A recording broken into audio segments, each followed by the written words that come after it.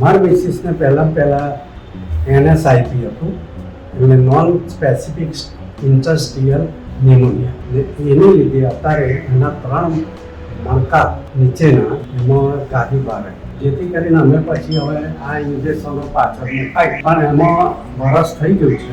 હરી ફરી શકાય, રસોઈ બનાવે. પહેલા ચાલવામાં જ તકલીફ પડતી હતી, નીચે ઉતરાય પણ.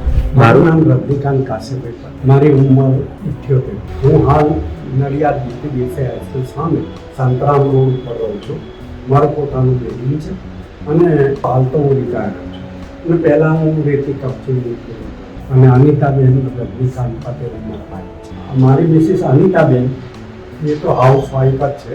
મારા મિસિસને પહેલાં NSIP હતું, એટલે નોન સ્પેસિફિક ઇન્ટરસ્ટિયલ નિમોનિયા, જેને ફાઇબ્રોસિસ. અને એ એકદમ જ થયું. અમને ખબર પડી ત્યાં તો ખાસું વધી ગયું હતું અને એને લીધે હાડકામાં ઘસારા છે. એને લીધે અત્યારે એના 3 મણકા નીચેના એમાં ગાદી બહાર આવી. એ બાબતે અમે ઓર્થોપેડિક સર્જનોને બતાવ્યું તો એ ઓપરેશન કરવા તૈયાર નથી, કારણ કે એના ફેફસા કામ કરે નહીં. એટલે કે આ કેસ અમારથી હાથમાં લેવાય. જેથી કરીને મેં મારા મિત્ર સંબંધીઓને પૂછ્યું તો એક નવી ટ્રીટમેન્ટ અમેરિકાથી નીકળી છે કે જેને પેઇન મેનેજમેન્ટ.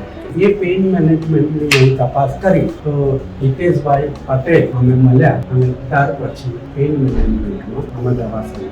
હવે જ્યારે આ મણકાની ગાદી ખસી ગઈ એને લીધે એના પાછળના થાપાનો જે નસો જ હતી એ બધી નસો એને એટલે ચાલવામાં તકલીફ પડી. એક વખત તો એવું પણ આવ્યું કે એને ચલાતું પણ, જેથી કરીને અમે પછી હવે આ ઇન્જેક્શનો પાછળ ખાઈ અત્યારે સારું છે, હરી ફરી શકાય, બીજું કોઈ જાતની તકલીફ. પણ એમાં વરસ થઈ ગયું છે. હરી ફરી શકાય, રસોઈ બનાવે. પહેલા ચાલવામાં જ તકલીફ પડતી હતી, નીચે ઉતરાય પણ.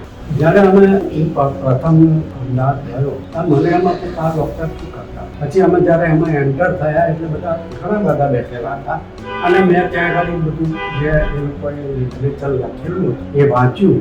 અને ત્યાર પછી મને લાગ્યું કે આ એક ઇન્જેક્શન એવા આવે છે કે જે નસોની ઉપર મારે તો નસો સોજો કમ કરે એવું કંઈક હોય છે, બરાબર.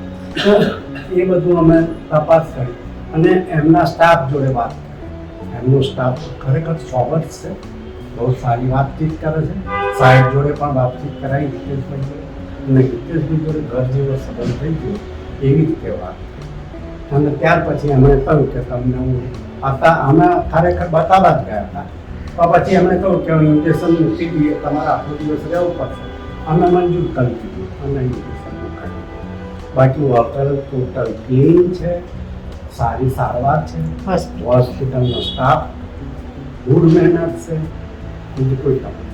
આમાં શું છે કે જ્યારે તમારા શરીરના બીજા અવયવો કામ ના કરતા હોય અને તમને પેઇન થતું હોય કોઈ પણ જગ્યાએ, ધારો કે શોલ્ડર પેઇન થાય, ફ્રોઝન શોલ્ડર થાય, કે પછી નેકનો હોય કે હાડકાનો કોઈ પણ દુખાવો, નીચેનો દુખાવો હોય, નીચે નીનો દુખાવો હોય, એ દુખાવા માટે કરીને જો તમારાથી બેર ના થતું હોય, સહન ના થતું હોય, તો તમે આ પેઇન મેનેજમેન્ટની સારવાર લઈ શકો કે જેથી કરીને એમાં તમારી નસ ઉપર ઇન્જેક્શન મૂકવામાં આવે છે અને સોજો ઓછો કરી દેવામાં આવે, જેથી કરીને માણસ હરતો પડતો અને પેઇન ઓછું.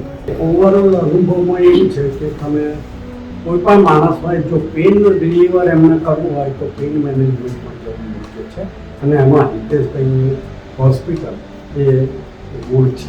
અમારી જે દવા છે એ બદલ અમે ડૉક્ટર હિતેશભાઈની વાત કરીએ અને સ્ટાફ પણ સારો છે અને સ્ટાફે ખરેખર અમે એની શુભેચ્છા પાડીએ.